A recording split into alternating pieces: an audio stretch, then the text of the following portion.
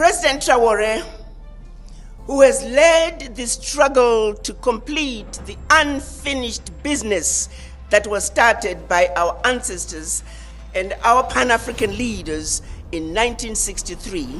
What happens when the wisdom of generations meets the fire of youth?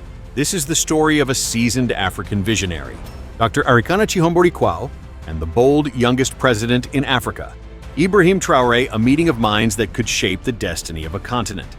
Burkina Faso had always been a land of resilience. The people had endured colonization, exploitation, poverty, and decades of political instability. But there was something unique about this nation. It never bowed completely.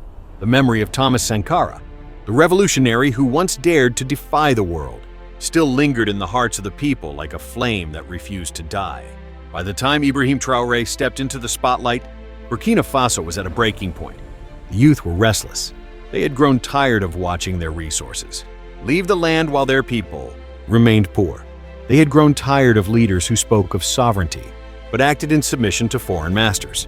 And into this storm walked Traoré, a man barely in his 30s, wearing the uniform of a soldier but carrying the burden of a president. His rise was sudden, and with it came both hope and fear. Could such a young man carry the weight of a nation? Could he resist the forces that had toppled stronger leaders before him? The eyes of Africa were watching, and so were the eyes of the world. And it was at this crossroads of history that Dr. Chihombori's voice entered his life. Dr. Arikana Chihombori-Quao was not just another elder with advice. She was a woman forged in fire. A medical doctor by profession, she had walked away from comfort to become a fighter for Africa's dignity. She had served as the African Union ambassador to the United States, and in that role, she fearlessly exposed the hidden chains of neo-colonialism. She spoke boldly about the CFA francs, the currency that kept many African nations tied to France. She spoke about how African countries, even decades after independence, were still forced to deposit their reserves into foreign banks. She reminded the world that the so-called independence Africa was given was only an illusion, carefully crafted to maintain control without the presence of soldiers. When Dr. Chihombori spoke, she did not just give lectures. She told stories of Africa's greatness before colonization, stories of kings and queens, stories of civilizations that built universities and libraries while Europe was still in darkness. She reminded Africans of who they truly were. So when she spoke to Traoré, it was more than advice. It was like the voice of Africa's ancestors calling across time, whispering warnings and encouragement. She had seen what foreign interference could do. She had studied the betrayals. She had watched the manipulation of media. She knew that leadership in Africa was not about politics, it was about survival. Their meeting was not broadcasted to the world. It wasn't about cameras or photo opportunities. It was a meeting of respect, away from the noise, away from the theatrics. Dr. Chihombori looked at the young president with eyes that had seen decades of struggle. To her, Traoré was not just a politician, he was a symbol, the embodiment of what Africa's youth could achieve if they refused to bow down. Traoré, on the other hand, saw in her something beyond titles. He saw living history. He saw the fire of Nkrumah, the wisdom of Mandela, the courage of Sankara condensed into the voice of one woman, who had never compromised her truth. As they spoke, there was a sense that this was not just a conversation. It was a passing of the torch. She reminded him of the power of his position, but also of the danger that came with it. For in Africa, true leadership has always come with a price. She leaned forward and said, "Young man, the world will not forgive you for standing up. They will not celebrate you for wanting freedom. They will smile at you in public, but plot against you in secret. Remember this, you are not just leading Burkina Faso. You are leading the hopes of an entire continent." Traoré listened, silent, absorbing every word. He was not meeting just an advisor. He was standing in front of history itself. Do you know what it means to carry a nation on your shoulders? Dr. Chihombori's words were not spoken casually. They were heavy, deliberate, and filled with warning. She knew too well that African leadership was unlike leadership anywhere else. In Africa, a president is not just a head of state, he is a target. Every decision he makes ripples far beyond his borders. She reminded Traoré that history had shown Africa's leaders rarely fell because of their own people. They fell because of outside forces, powers that had no intention of letting Africa rise. These forces used money, media, and even betrayal from within to destabilize any leader who dared to be independent. Your power, she told him, is not just in the laws you sign or the speeches you make. Your power is in knowing the game being played against you. Africa does not exist in isolation.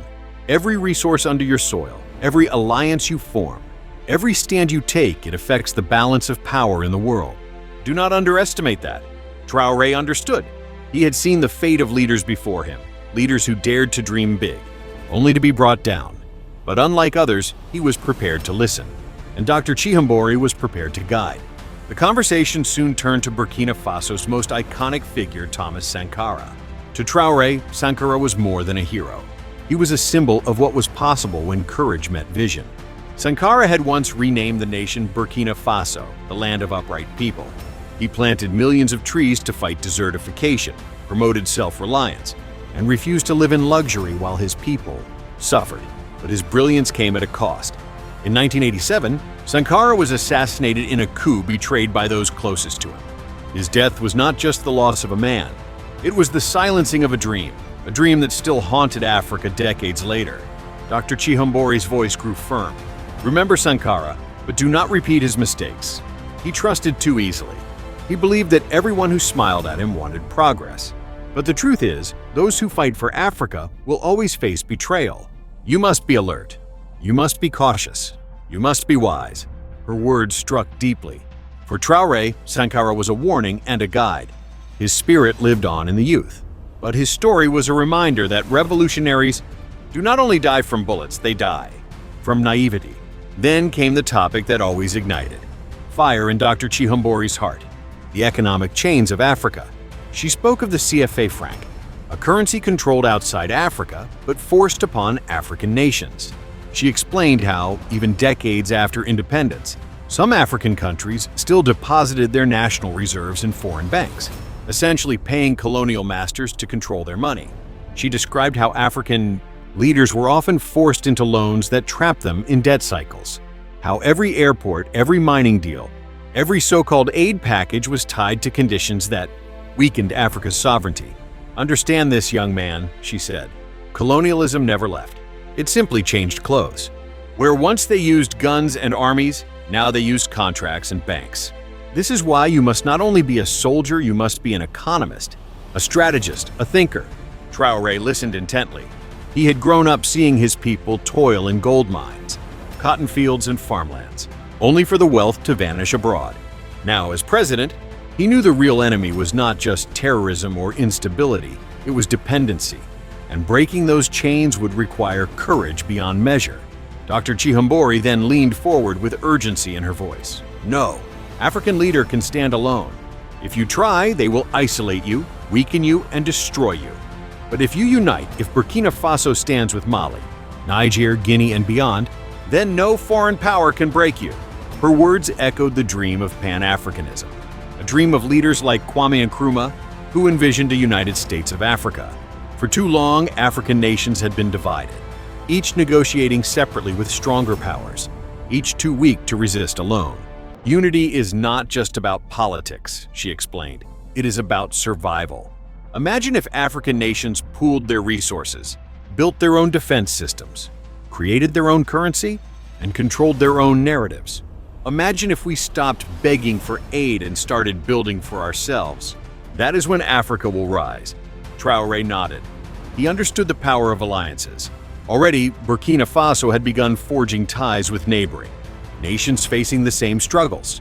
But Dr. Chihombori's words reminded him unity was not optional. It was the key to survival. But Dr. Chihombori did not stop there. She turned to the one thing that gave her hope: the youth of Africa. You must never forget, she said, that your greatest weapon is not your army, nor your office. Your greatest weapon is the millions of young Africans who are awake and ready. Across the continent, Africa's youth were rising. Connected through technology, inspired by history, and restless for dignity, they no longer accepted the lies of the past. They were organizing, protesting, creating movements that demanded respect.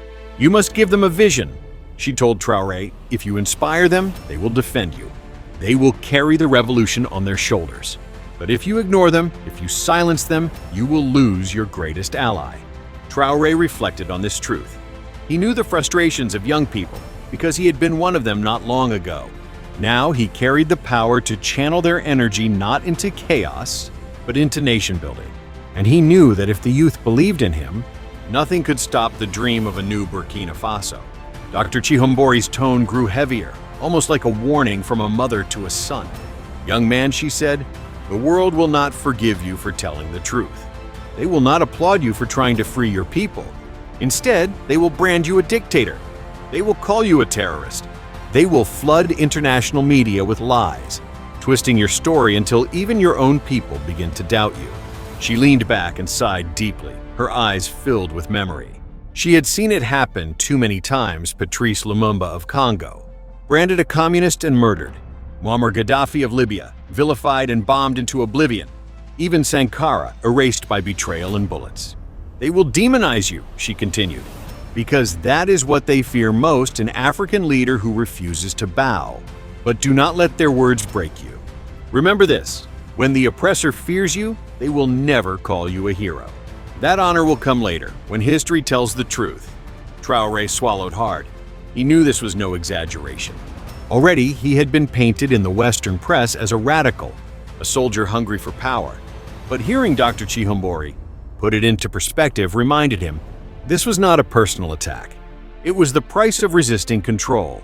Dr. Chihombori then shifted her message, her voice now filled with urgency. "Do not think guns alone will save Africa. Guns can defend land, but they cannot free minds. The real weapon, the one they fear most, is knowledge." She urged him to prioritize education, not just in schools, but in the hearts of the people. A population that knows its history cannot be enslaved. A people who understand their worth cannot be manipulated. This is why colonizers rewrote our history to make us forget who we are.